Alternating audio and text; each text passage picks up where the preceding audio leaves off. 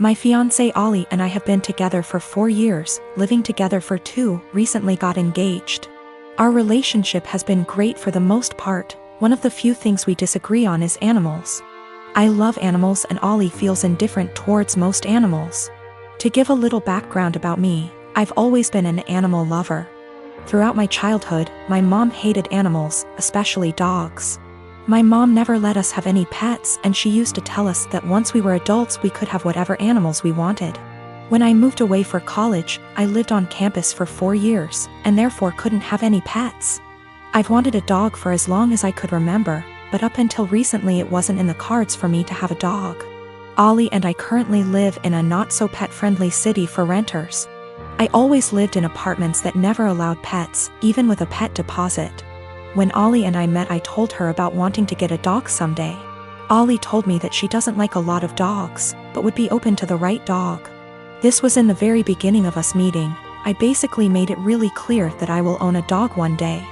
Throughout our relationship, I would occasionally bring up wanting a dog. Ollie would remind me that our apartment doesn't allow for pets, which was true. Ollie and I agreed that once we moved into a place that allowed for pets, we would look into getting a dog. About 2 months ago, Ollie and I moved into a house just outside of the city we work in. The house is a good size for the 2 of us, plus extra. The landlord is pet-friendly, and the house has a huge, fenced-in yard. It's a much more residential area, and there's a dog park about 3 blocks from the house. On top of the house being perfect for a dog, I'm in a financial place where I can afford a dog. I make very good money and I don't have to travel for work. I'm mentally prepared for potential pet fees and other expenses for having people watch the dog. Since we're finally settled in the house, I decided to mention to Ollie again about going to the shelter and looking at the adoptable dogs.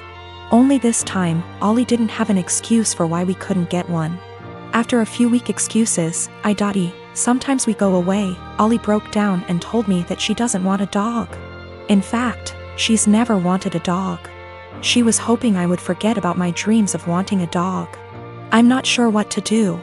I'm trying to reason with Ollie, but she said her answer will always be no to a dog. She just doesn't like them and doesn't want them. She basically gave me an ultimatum, either her or my potential dog. I'm feeling shitty about this, because I always made it clear to her that I was going to want a dog someday. I feel like she was banking on something unrealistic, and now she's putting me in a lousy spot. Tim and I met in an English literature class our junior year of college, and we've been together the 10 years since. While he ended up going into IT, I stayed in the liberal arts track and ended up doing non-profit work after college when I realized I didn't actually want to be a school teacher. Just to say that we always assumed he'd out-earn me by a considerable margin. Though when he made more, I always insisted we split things evenly to avoid potential resentment down the road. I've had sort of a non-linear career path, but ended up switching to the corporate world.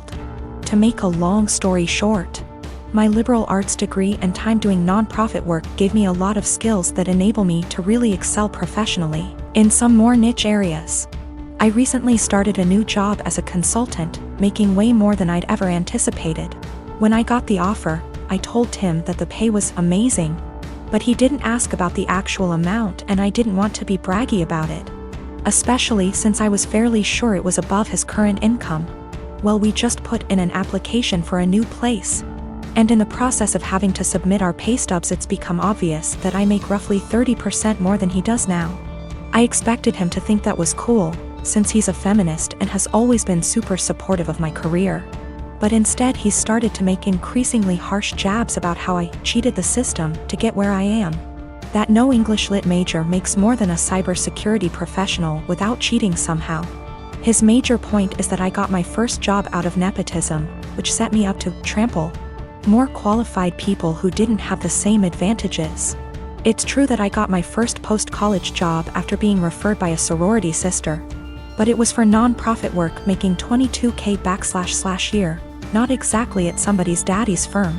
He also points out that at my first corporate job, I snagged a big promotion after volunteering to take on starting up the company's diversity //equity / inclusion program, and I'll admit that were I a white man, it's highly unlikely I would have been able to be the face of the eventually high-profile diversity program.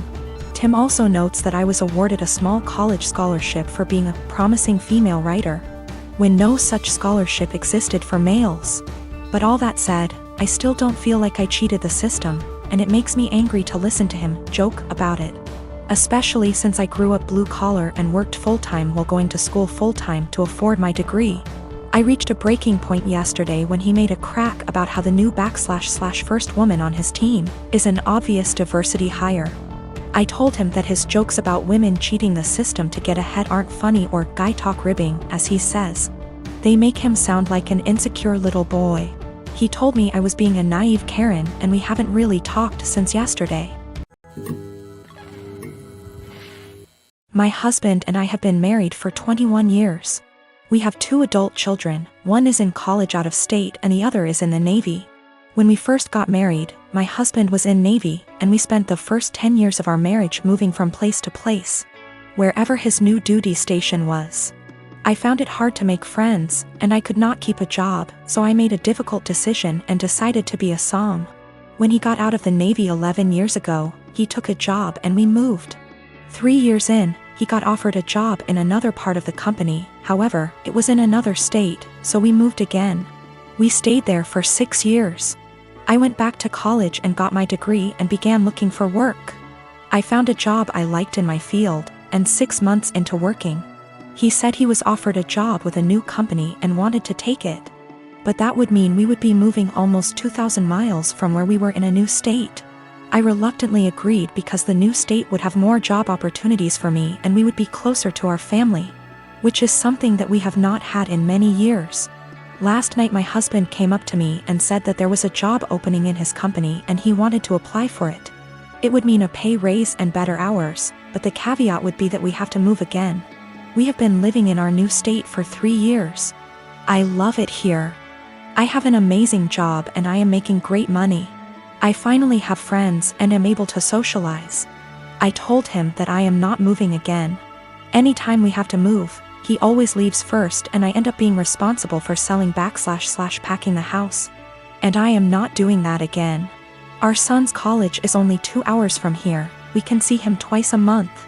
If we move, that means we would have at least a day's drive and would only be able to do that once or twice a year.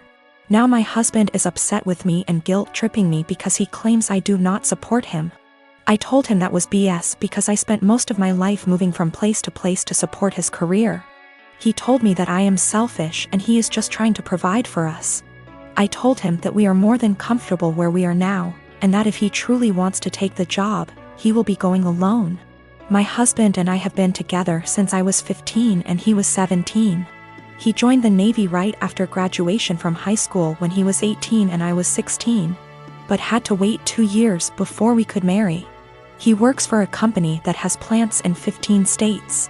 He is currently in middle management, but if he wants to advance his career further, he would need to go to another plant out of state.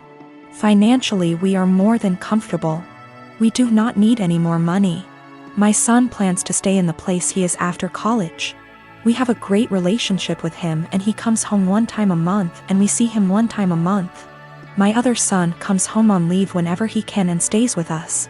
We are very close to both of the boys.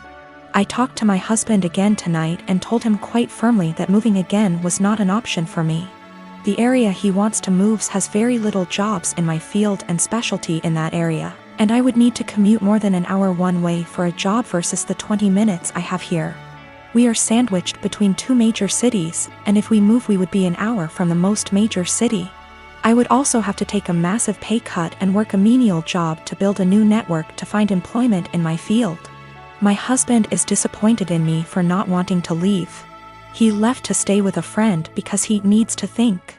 He doesn't understand why I would force him to turn down an opportunity to advance his career further. I told him to take all the time he needs, but I am not moving again. I said I would revisit the possibility when I am ready for retirement in 15 years, but no sooner. Me and my girlfriend have never fought. We get along fine. We have been living together for 9 years now, and have been dating for 12 years. We have a healthy sex life. We both have decent jobs that bring in decent money. In the past we talked about marriage a lot and would often joke about what our wedding would be like. Yes. I know how stupidly lame this sounds, however we always agreed we needed to settle down first. We bought a house about a year and a half ago, and were finally able to settle down. Our work schedules normalized, we were able to remove a huge waste of time from commuting, and we were finally able to take various activities after work, e.g., dancing classes, cooking classes, etc. We were able to finally settle down. Finally, we decided to take a week off and unplug on the week of 12-year anniversary. She wanted to go camping and hiking, and do the things we used to do when we were first dating. Unbeknownst to her, I secretly decided to pick the exact same area where we met to do our hiking / camping trip. 2 weeks ago, as we are leaving, she realizes where we are going and becomes ecstatic, and gushes about how romantic I am. More or less everything seems perfect. We do our hike, and we unpack, set up, and by sundown everything feels perfect. So I decided to pop the question. This is where everything kind of falls apart. I ask her, and she just says no. We literally went from I love yous to the single most awkward silence I have ever had in my life in the time span of about a minute. We sat there kind of not saying anything before she says she is tired and goes to bed. She basically proceeds to cry herself to sleep while I sat there doing nothing.